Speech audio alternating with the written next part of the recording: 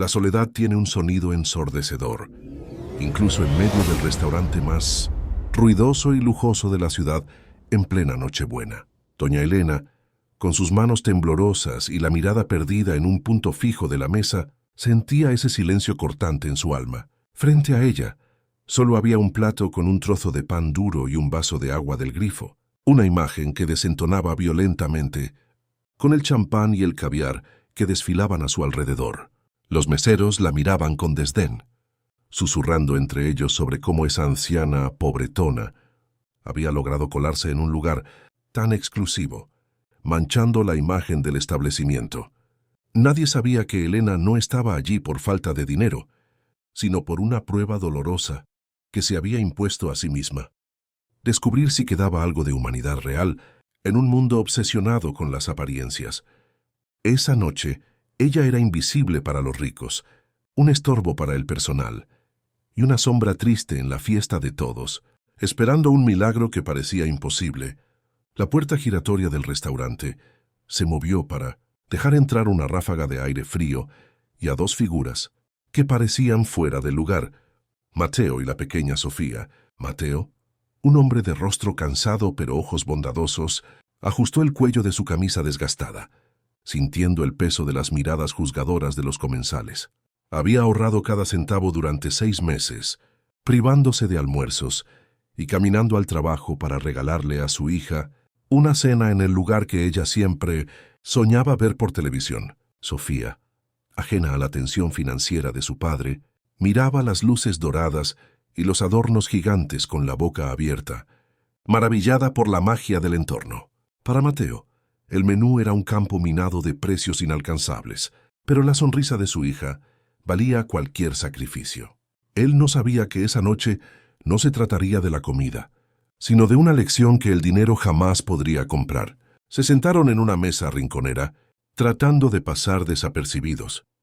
Mientras el destino comenzaba a tejer sus hilos invisibles, el ambiente se tensó cuando el gerente de turno, un hombre arrogante llamado Roberto, se acercó a la mesa de doña Elena con pasos firmes y una mueca de disgusto. Sin disimular su impaciencia, le golpeó la mesa con los nudillos, exigiéndole que se diera prisa o se marchara, alegando que esa mesa estaba reservada para clientes de verdad. Elena bajó la cabeza, humillada, mientras sus ojos se llenaban de lágrimas silenciosas que caían sobre el pan seco.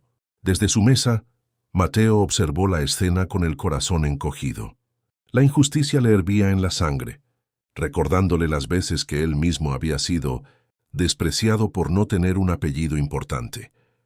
Quería levantarse y gritar, pero el miedo a causar un escándalo y arruinar la noche de Sofía lo paralizaba. Sin embargo, la pequeña Sofía, con esa sabiduría inocente que solo tienen los niños, no entendía de protocolos sociales ni de estatus. Solo veía a una abuelita triste que necesitaba compañía urgente. Sofía tiró de la manga de la camisa de su padre y, con voz firme, señaló hacia la mesa de la anciana solitaria. «Papá, ¿por qué esa abuelita está comiendo solita en Navidad? ¿No tiene familia?», se preguntó con los ojos brillantes. Mateo tragó saliva, incapaz de dar una respuesta lógica a la crueldad del mundo adulto. Antes de que él pudiera detenerla, Sofía se bajó de la silla y caminó decidida hacia doña Elena. El restaurante entero pareció detenerse. ¡Atención! Si esta historia te está llegando al corazón, suscríbete ahora mismo a Historias que Marcan el Corazón y activa la campanita. Comenta aquí abajo. ¿Desde qué país nos ves y qué cenarás esta Navidad? Sigamos. Sofía tocó suavemente el hombro de Elena y le dijo: «Hola, mi papá y yo tenemos espacio en nuestra mesa. ¿Quieres cenar con nosotros? Nadie debería estar solito hoy». La invitación resonó como un trueno en el silencio incómodo del salón, desafiando todas las reglas no escritas de la alta sociedad allí presente. Doña Elena levantó la vista, sorprendida por la calidez de esa niña desconocida, y por primera vez en la noche, una sonrisa genuina iluminó su rostro arrugado. Aceptó la invitación con un asentimiento tímido, tomando su plato de pan y vaso de agua mientras Mateo se apresuraba a ayudarla a trasladarse. Los murmullos de los otros clientes se intensificaron, criticando la escena que estaban montando. Pero en esa mesa de tres se había creado una burbuja de amor impenetrable. Mateo, a pesar de contar cada moneda mentalmente, insistió en pedir un plato caliente para Elena, compartiendo lo poco que tenían. Mientras comían, Elena comenzó a hacer preguntas, no sobre el trabajo o el dinero, sino sobre los sueños de Sofía y la vida de Mateo. Su interés era genuino, casi analítico, como si estuviera tomando notas mentales de cada palabra, evaluando el carácter de ese hombre que daba todo sin esperar nada a cambio. Entre bocados tímidos, Mateo se abrió emocionalmente como nunca lo había hecho con un extraño. Le contó a Elena sobre la pérdida de su esposa hace 2 años, sobre las deudas médicas que aún pagaba y cómo trabajaba, doble turno en una fábrica para que a Sofía no le faltara educación. «No soy rico, señora Elena», dijo Mateo con la voz quebrada pero digna, «pero mientras tenga fuerza en mis manos, mi hija nunca sentirá el frío de la soledad». Elena escuchaba atentamente, limpiándose una lágrima con su servilleta de tela, conmovida por la integridad de ese hombre. Ella, que había pasado su vida rodeada de tiburones financieros y familiares interesados en su herencia, acababa de encontrar el tesoro más raro de todos, un corazón puro. La conexión era tan fuerte que por un momento olvidaron dónde estaban, hasta que la sombra del gerente Roberto volvió a oscurecer su pequeña celebración improvisada. Roberto llegó furioso, con la cara roja de ira, sosteniendo la cuenta en la mano como si fuera un arma. «¡Suficiente!», gritó, atrayendo la atención de todo el restaurante. «Esto no es un comedor de beneficencia. Ustedes están molestando a nuestra clientela exclusiva con su presencia y esa anciana loca no ha pagado su consumo mínimo». Miró a Mateo con desprecio y lanzó la cuenta sobre la mesa. «Paguen ahora y lárguense, o llamaré a la policía por vagancia». Sofía comenzó a llorar asustada, abrazando a su padre, mientras Mateo, humillado, buscaba desesperadamente su cartera, sabiendo que apenas le alcanzaría para cubrir lo consumido, y mucho menos las exigencias absurdas del gerente. La tensión era insoportable. Los clientes ricos miraban con morbo, esperando ver cómo sacaban a la basura a la calle. Fue en ese momento preciso, cuando todo parecía perdido, que doña Elena dejó de ser la anciana frágil y su postura cambió radicalmente.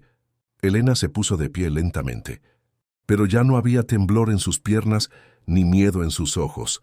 Ahora irradiaba una autoridad que heló la sangre del gerente. Con un movimiento elegante y preciso, sacó un teléfono móvil de última generación de su bolso viejo y marcó un número, todo sin apartar la mirada de Roberto. El silencio en la sala se hizo sepulcral. «¿Hola?» «Sí, habla Elena de la Cruz. Necesito que vengas al restaurante principal ahora mismo», dijo con voz firme y autoritaria. Roberto palideció al escuchar el apellido. De la Cruz era el nombre que figuraba en la placa dorada de la entrada, el nombre de la dueña de la cadena hotelera y gastronómica más grande del país. La anciana pobretona a la que había estado maltratando toda la noche no era una vagabunda. Era la propietaria absoluta del edificio, del restaurante y, técnicamente, la jefa suprema de todos los presentes. En cuestión de minutos, los ejecutivos del restaurante bajaron corriendo, pidiendo disculpas profusas. Elena ignoró a los aduladores y se dirigió directamente a Roberto, quien temblaba incontrolablemente. «Has convertido mi restaurante en un lugar frío y sin alma, Roberto. Despreciaste a quien creíste débil y adulaste a los poderosos. Estás despedido.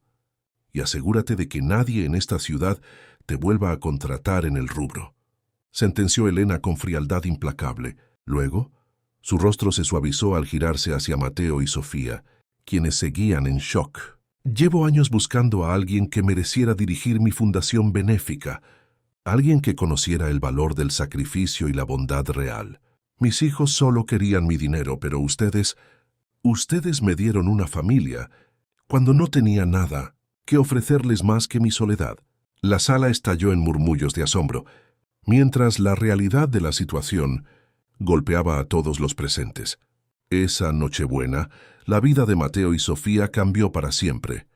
Pero no solo por el dinero. Elena nombró a Mateo director de su fundación con un sueldo que triplicaba sus ingresos anteriores, garantizando el futuro y los estudios de Sofía. Pero más allá de la riqueza, ganaron una abuela. Salieron del restaurante los tres juntos, dejando atrás a una multitud de gente rica, pero espiritualmente pobre, que ahora entendía demasiado tarde su error.